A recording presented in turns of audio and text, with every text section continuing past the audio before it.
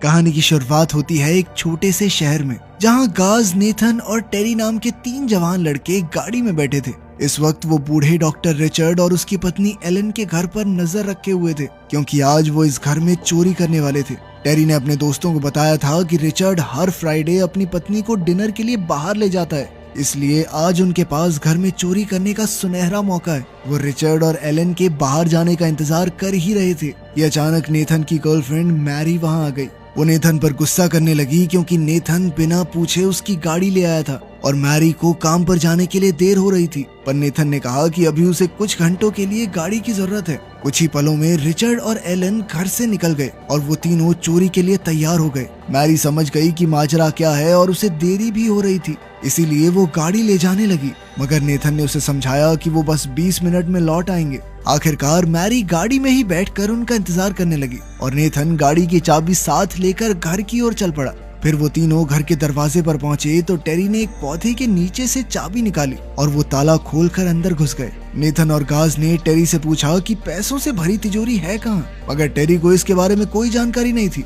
ये सुनकर बाकी दोनों को बहुत गुस्सा आया, क्योंकि टेरी उन्हें ये बोलकर यहाँ लाया था कि घर में पैसों से भरी एक तिजोरी है। असल में टेरी की माँ इस घर में नौकरानी का काम करती थी और उन्हीं से टेरी को इस तिजोरी के बारे में पता चला। इधर गाज ने गुस्से में पूरे घर में तोड़ फोड़ शुरू कर दी। जल्द ही वो एक कमरे में पहुंचे जहाँ केट नाम लिखा था। गाज ने अंदर जाकर उस बच्ची के खिलौनों को बुरी तरह तोड़ना शुरू कर दिया। वहीं दूसरी ओर टेरी बेसमेंट में पहुंचा तो उसे वही तिजोरी मिल गई जिसकी उन्हें तलाश थी। अब उसने फटाफट अपने दोस्तों को बुलाया और वो तीनों बेहद खुश हो गए। गाज अपने साथ इलेक्ट्रॉनिक डिवाइस भी लाया था जिससे वो तिजोरी का ताला खोल सके, मगर ये तिजोरी इलेक्ट्रिक थी ही नहीं, बल्कि पासकोड से खुलने वाली मैकेनिकल तिजोरी थी। ये देखकर गाज फिर से गुस्से से भर गया और टेरी पर चिल्लाने लगा, क्योंकि टेरी ने उन्हें इसके बारे में कुछ नहीं बताया। इस पर टेरी कहने लगा कि मेरी माँ ने कभी ऐसी कोई बात बताई नहीं मुझे। खैर फिर तीनों लड़कों ने मिलकर तिजोरी खोलने की बहुत कोशिश की, मगर वो सही पासकोड का अंदाजा लगा ही नहीं पा रहे थे। थोड़ी देर बाद टेरी ने कहा कि भाई नहीं खुल रही तिजोरी, चलो यहाँ से। पर बाकी दोनों लड़के पैसे लिए बिना यहाँ से जाने वाले नहीं थे। आखिरकार उन्होंने प्लान बनाया कि वो रिचर्ड और एलन के घर वापस लौटने का इंतजार करेंगे, ताकि वो उन्हें बंदी बनाकर तिजोरी का पासकोड पता कर सकें। अबे दोनों बुढ़े ही तो हैं, फट से बता देंगे। इसके बाद वो तीनों ऊपर जाकर टीवी देखकर टाइम पास करने लगे। वहीं बाहर से मैरी चिल्लाकर अपने बॉयफ्रेंड से वापस आने को बोलने लगी, क्योंकि बहुत देर हो चुकी थी। उसकी आवाजें सुनकर टेरी ने नेथन से गाड़ी की चाबी मांगी और कहा कि वो मैरी को ऑफिस छोड़कर वापस आ जाएगा, मगर नेथन ने इससे साफ इनकार कर दिया और फिर मैरी को भी अंदर बुला लिया। पहले तो वो इस मसले में घुसने से हिचकिचा रही थी, मगर फिर वो नेथन के कहने पर अंदर आ गई। खैर मौका मिलने पर वो दोनों प्यार में डूबे पंछी गुटरगू करने लगे, पर न जाने क्यों टेरी को ये सब देखकर बहुत बुरा लग रहा था। बाद में गाज को लिविंग रूम में एक लड़की की तस्वीर दिखाई दी तो उसने टेरी को छेड़ते हुए कहा कि तेरे लिए बढ़िया रहेगी भाई ये लड़की, जिस पर टेरी कहने लगा कि इस तरह का मजाक मत कर भाई, ये रिचर्ड और एलन की बेटी केट है जिसकी कुछ साल पहले ही मौत हो गई थी। वहीं दूसरी ओर मैरी ने अचानक नेथन को बताया कि वो प्रेग्नेंट है। इस पर नेथन ने कहा कि उसे चिंता करने की कोई जरूरत नहीं है, क्योंकि आज वो मालामाल होने ही वाले हैं। उसी पल अचानक रिचर्ड और एलन घर वापस लौट आए तो गाज ने तुरंत सबको अपना मुंह ढकने के लिए स्टॉकिंग्स दे दी। मैरी तो यहाँ से बाहर जाना चाहती थी, पर गाज ने उसे जबरदस्ती रोककर स्टॉकिंग पहना दी। फिर जैसे ही रिचर्ड और एलन घर में घुसे तो तीनों लड़कों ने अचानक उन पर हमला कर दिया, जिससे एलन का एक हाथ कांच चुभने की वजह से जख्मी हो गया। इसके बाद लड़के उन्हें बंदी बनाकर लिविंग रूम में ले आए। रिचर्ड एलन के हाथ में लगी चोट को लेकर बहुत परेशान था, मगर गाज ने उसे चिल्लाकर चुप रहने को कहा।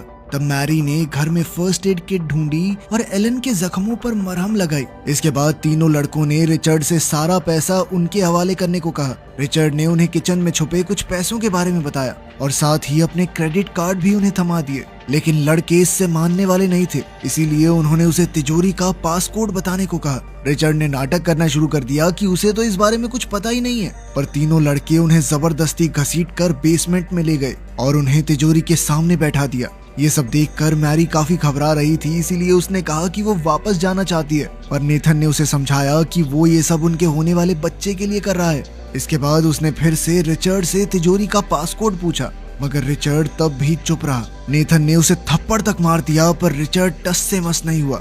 इधर एलन ये सब देखकर काफी डर गई थी। असल में उसे भूलने की बीमारी थी, जिस वजह से वो अक्सर अपने आसपास की चीजों को देखकर ये समझ नहीं पाती थी कि क्या चल रहा है। तब गाज ने अपनी सिगरेट से उसे जलाने की कोशिश की पर उसके दोस्तों ने कहा कि भाई ये तो बहुत ज्यादा हो रहा है। फिर गाज ने नेथन को एक चाकू देकर रिचर्ड और एलन को मारने को कहा। तब मैरी ने कहा कि अब बहुत हो चुका, बस मैं जा रही हूँ यहाँ से, और वो गुस्से में ऊपर चली गई। उसने घर में एक फोन ढूंढा और वो बाथरूम में छुपकर पुलिस को फोन करने लगी। मगर इससे पहले कि वो कुछ भी कह पाती, गाज अचानक वहाँ आ गया। वो उसे बालों से घसीटकर बाहर ले आया और उसका सर जोर से शीशे पर दे मारा। नीचे बेसमेंट में सबने मैरी के चिल्लाने की आवाज सुनी पर नेथन को कोई फर्क नहीं पड़ा। तभी अचानक रिचर्ड ने टेरी को उसके असली नाम से पुकारा और कहा कि जब तुम्हारी माँ को इस चोरी के बारे में पता चलेगा तो उन्हें काफी दुख होगा। फिर उसने नेथन को भी उसके नाम से पुकारा और कहा कि गाज जैसे पागल आदमी की बातों में मत आओ तुम। रिचर्ड ने कहा कि मैंने तुम्हें अपनी आंखों के सामने बड़ा होते देखा है, इस काली जुर्म की दुनिया में घुसने की जरूरत नहीं है तुम्हें। कुछ ही पलों में गाज मैरी को बंदी बनाकर बेसमेंट में ले आया और कहा कि वो पुलिस को फोन करने की कोशिश कर रही थी। अब नेथन ने एक बार फिर एलन की गर्दन पर चाकू रखकर रिचर्ड से पासकोड की मांग की। तभी गाज ने नेथन के कान में कुछ कहा जिससे वो काफी घबरा गया और उसने धमकी दी कि अगर रिचर्ड ने पासकोड नहीं बताया तो वो एलन की उंगली काट डालेगा। रिचर्ड ने उससे ऐसा ना करने की मिन्नतें की, लेकिन उसी पल गाज ने नेथन पर बंदूक तान दी और कहा कि अगर उसने एलन की उंगली नहीं काटी तो वो उसे गोली मार देगा। अब नेथन के पास कोई चारा नहीं बचा था, इसीलिए उसने मजबूरन एलन की उंगली काट डाली। ये देखकर रिचर्ड को काफी गहरा सदमा लगा, पर वो अभी भी पासकोड बताने को राजी नहीं हुआ। इधर ये सब देखकर नेथन को एहसास हुआ कि उसने गाज की बातों में आकर कितनी बड़ी गलती कर दी है, तो उसने गाज पर हमला बोल दिया जिससे उसकी बंदूक नीचे गिर गई। उन दोनों में जबरदस्त हाथापाई शुरू हो गई, पर अचानक गाज ने नेथन से चाकू छीनकर उसके पेट में घोंप दिया। तब रिचर्ड ने गाज से अपनी रस्सी खोलने को कहा ताकि वो नेथन का इलाज करके उसकी जान बचा सके, पर गाज को इससे कोई फर्क नहीं पड़ता था और उसने कहा कि जब तक रिचर्ड उसे पासकोड नहीं बताएगा तब तक वो उसकी रस्सी नहीं खोलेगा। आखिरकार रिचर्ड ने मजबूरी में उसे पासकोड बता दिया और गाज खुशी खुशी तिजोरी खोलने में लग गया। इधर रिचर्ड ने टेरी को उसकी रस्सियां खोलने को कहा, लेकिन टेरी अब भी नेथन और गाज की लड़ाई के सदमे से बाहर नहीं आया था। जल्द ही हम देखते हैं कि रिचर्ड ने गाज को जो पासकोड बताया था वो गलत निकला। अब उसने एक और पासकोड बताया और इधर मेरी मौके का फायदा उठाकर अपनी रस्सियां खोल रही थी, पर जब दूसरे कोड से भी तिजोरी नहीं खुली तो गाज गुस्से से आग बबूला हो गया और एक आरी लेकर एलन की ओर बढ़ा। रिचर्ड ने दूर से ही उसे रोकने की मिन्नतें की, मगर गाज ने उसकी एक न सुनी। अब गाज एलन का सर धड़ से अलग करने ही वाला था कि ऐन वक्त पर मैरी ने पीछे से उसके सर पर हथौड़ा दे मारा, जिससे उसकी मौके पर ही मौत हो गई। इसके बाद मैरी ने रिचर्ड और एलन की रस्सियां खोलकर उन्हें आजाद किया। फिर उसने देखा कि ये बेसमेंट गैराज में जाती है जहां एक वैन खड़ी थी। उसने नेथन को इस वैन में लेटाकर हॉस्पिटल जाने का फैसला किया, मगर तभी अचानक डॉक्टर रिचर्ड अपनी बंदूक लेकर आ गया और उसने कहा कि कोई यहाँ से बाहर नहीं जाएगा। उसने कहा कि हॉस्पिटल यहाँ से 30 मील दूर है और तब तक नेथन दम तोड़ देगा, इसीलिए जब तक एम्बुलेंस नहीं आती तब तक उसने खुद नेथन का इलाज करने का फैसला किया। ये सुनकर मैरी और टेरी नेथन को ऊपर ले गए और रिचर्ड अपनी पत्नी को शांत करके उनके पीछे ले आया। इसके बाद उन्होंने नेथन को एक कमरे में लेटाया। नेथन की हालत खराब थी, उसे देखकर ऐसा लग रहा था मानो वो अपनी आखिरी सांसें गिन रहा हो, पर डॉक्टर को तो मानो कोई फर्क ही नहीं पड़ रहा था और वो अपनी पत्नी की कटी हुई उंगली की मरहम पट्टी करने लगा। तब मैरी ने उसे तुरंत नेथन का इलाज करने को कहा तो वो नेथन के पास गया और बिना ज्यादा ध्यान दिए उसके पेट से चाकू निकाल दिया। ऐसा लग रहा था जैसे वो जानबूझकर नेथन को दर्द दे रहा हो ताकि वो जल्द से जल्द मर जाए। अब डॉक्टर ने सबको बाहर जाने को कहा क्योंकि उसे इलाज के लिए शांति चाहिए थी। बाद में टेरी ने मैरी को शांत करने की कोशिश की। उसने समझाया कि सब ठीक हो जाएगा और जब वो रो रही थी तो टेरी ने उसे खूबसूरत कहकर उसे चूमने की कोशिश की, पर इससे मैरी को बहुत गुस्सा आ गया क्योंकि वो ऐसे मुश्किल वक्त में मैरी का फायदा उठाने की कोशिश कर रहा था। उसने टेरी पर इल्जाम लगाया कि वही चोरी का प्लान बनाकर नेथन को यहाँ लाया था, पर टेरी ने कहा कि ये सारा आइडिया नेथन का था। लेकिन मैरी को उसकी बात पर यकीन नहीं हुआ क्योंकि टेरी की माँ यहाँ काम करती थी, नेथन की नहीं, तो सारी जानकारी सीधी सी बात है टेरी को ही होगी। फिर मैरी ने अपनी जुड़वा बहन जेन की बात की। उसने टेरी से कहा कि जेन भी असल में तुमसे प्यार नहीं करती थी, वो बस तेरे ऊपर तरस खा के तेरी गर्लफ्रेंड बन गई और तेरे परेशान करने की वजह से ही वो घर छोड़कर भागी है। ये सब बातें सुनकर टेरी को इतना बुरा लगा कि वो बच्चों की तरह रोने लगा। खैर फिर मैरी नेथन को देखने गई तो उसने देखा कि उसका शरीर एकदम ठंडा पड़ा था। रिचर्ड ने कहा कि नेथन अब खतरे से बाहर है और बस आराम से सो रहा है, पर मैरी समझ गई थी कि ये सच तो नहीं है क्योंकि नेथन की सांस ही नहीं चल रही थी। तब रिचर्ड ने उसकी तसल्ली के लिए एम्बुलेंस को फोन करने का फैसला किया। जब वो हॉस्पिटल में बात कर रहा था तो मैरी ने देखा कि फोन की तार तो कटी हुई थी, यानी रिचर्ड सिर्फ एम्बुलेंस बुलाने का नाटक कर रहा है। इससे वो बेहद डर गई और उसने यहाँ से भाग निकलने का फैसला किया, पर अचानक उसे उल्टी आ गई और वो सिंक की तरफ भागी। उसे देखकर रिचर्ड ने उसे एक गोली दी ताकि वो शांत हो सके, पर मैरी ने गोली लेने से इनकार कर दिया। फिर वो कमरे से बाहर निकली तो उसने देखा कि एलन टेरी को बिल्कुल छोटे बच्चे की तरह पिछवाड़े पे इंजेक्शन दे रही थी। घबराकर मैरी ने यहाँ से भागने की कोशिश की, मगर जल्द ही उसे एहसास हुआ कि सारे दरवाजे बंद थे। फिर मैरी ने एलन से पूछा कि उसने टेरी को कौन सा इंजेक्शन दिया, तो रिचर्ड ने कहा कि ये उसे शांत करने के लिए बस एक आम सी दवाई थी। अब मैरी परेशान होकर टेरी के पास गई और उससे उसका फोन मांगा, पर टेरी ने कहा कि उसने अपना फोन एलन को दे दिया है। इस पर मैरी काफी चिढ़ गई और उसने टेरी को बताया कि नेथन की मौत हो चुकी है। उसी समय रिचर्ड और एलन ने वहां आकर उन्हें अपने साथ चाय पीने के लिए बुलाया। इसके बाद वो सब डिनर टेबल पर बैठे और रिचर्ड ने अपनी मर चुकी बेटी केट की तस्वीर दिखाकर कहा कि वो बहुत ही प्यारी और नेक दिल बच्ची थी। थोड़ी देर बाद एलन कप से चाय पीने ही वाली थी कि तभी रिचर्ड ने अचानक उसे रोककर कहा कि ये मैरी का कप है। तब एलन ने वो कप मैरी को दे दिया। इसके बाद रिचर्ड ने उन्हें एलन की बनाई हुई एक स्क्रैप बुक दिखाई, जिसमें उन सारी लड़कियों की जानकारी थी जो पिछले कुछ सालों में शहर से लापता हो गई थी। तभी मैरी की नजर अपनी बहन जेन की तस्वीर पर पड़ी तो वो बिल्कुल हैरान रह गई। उसका डर हर पल बढ़ता जा रहा था, इसीलिए उसने अपने फोन की मांग की और कहा कि उसे नेथन की माँ को फोन करना होगा। लेकिन रिचर्ड ने उसे उसका फोन देने से साफ इनकार कर दिया और उसे एक अच्छी बच्ची की तरह चाय पीने को कहा। लेकिन अब मैरी के सब्र का बांध टूट चुका था, इसीलिए उसने गुस्से में तोड़ फोड़ करनी शुरू कर दी और रिचर्ड से दरवाजा खोलने को कहा, पर रिचर्ड ने जल्द ही उसे पकड़कर एक कपबोर्ड में बंद कर दिया। उसने टेरी को मैरी पर नजर रखने को कहा और फिर एलन को सुलाने के लिए ऊपर ले गया। बाद में हम देखते हैं कि मैरी बार बार टेरी से दरवाजा खोलने की मिन्नतें कर रही थी, पर टेरी ने उसकी बात नहीं मानी क्योंकि वो अब भी उसकी पहले वाली बातों से गुस्सा था। टेरी ने उससे पूछा कि वो सिर्फ नेथन के पीछे क्यों पड़ी रहती है। तभी अचानक टेरी को महसूस हुआ कि उसकी टांगें सुन्न पड़ रही हैं। उसे लगा कि एलन ने गलती से उसे ज्यादा दवाई दे दी। ये सुनकर मैरी ने उसे समझाने की कोशिश की कि एलन ने ये सब कुछ जानबूझकर किया है, पर टेरी तो मानो पूरी तरह से उनके वश में था। जल्द ही उसकी दवाई ने अपना असर दिखाना शुरू कर दिया और उसे लगा कि कबर्ड में मैरी की जगह जेन बंद है। वो जेन के साथ बिताए प्यार भरे पलों को याद करने लगा। पहले तो मैरी को कुछ समझ नहीं आया, पर फिर उसने जेन बनकर बातें करना शुरू कर दिया।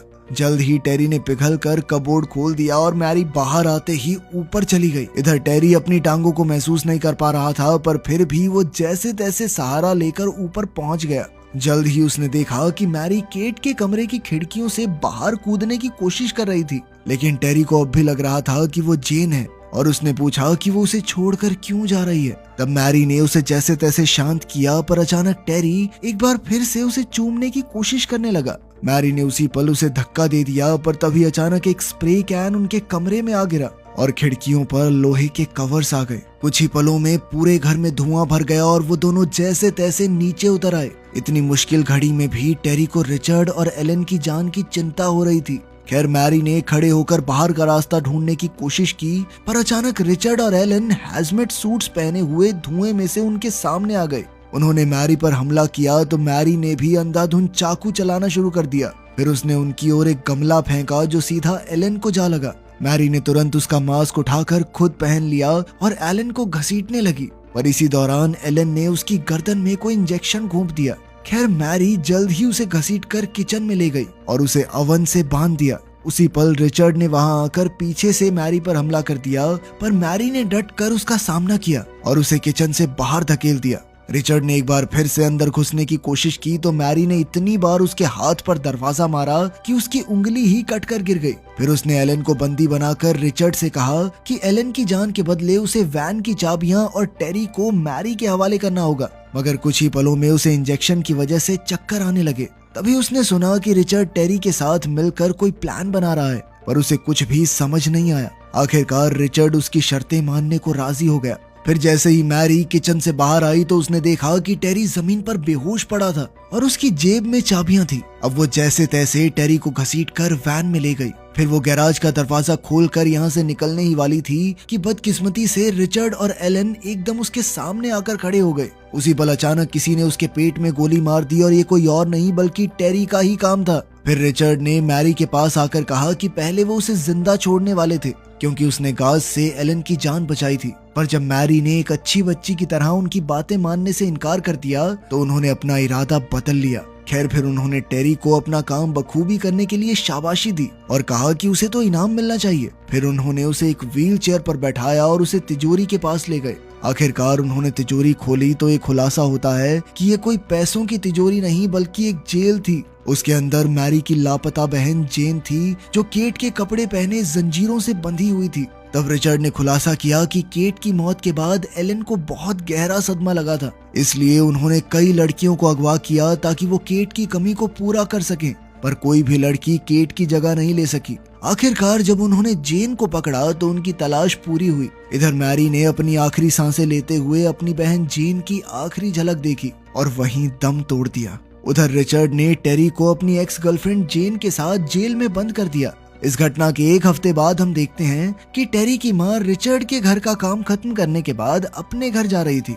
रिचर्ड और एलन उसी बगीचे में काम कर रहे थे जहां उन्होंने मैरी, नेथन और गाज की लाशें छुपाई थी। कुछ ही पलों में टेरी की मां ने उन्हें बताया कि टेरी एक हफ्ते से घर नहीं आया है। ये सुनकर रिचर्ड ने कहा कि उसे चिंता करने की जरूरत नहीं है क्योंकि जवान लड़के अक्सर कुछ समय के लिए घर से भाग जाते हैं। टेरी की मां ने भी हामी भरते हुए कहा कि वो जल्द ही वापस आ ही जाएगा। उसके जाने के बाद रिचर्ड और एलन एक दूसरे को देखकर मुस्कुराने लगे। तो कैसी लगी ये खतरनाक सी स्टोरी? कमेंट्स में जरूर बताना। मिलते हैं अगली वीडियो में।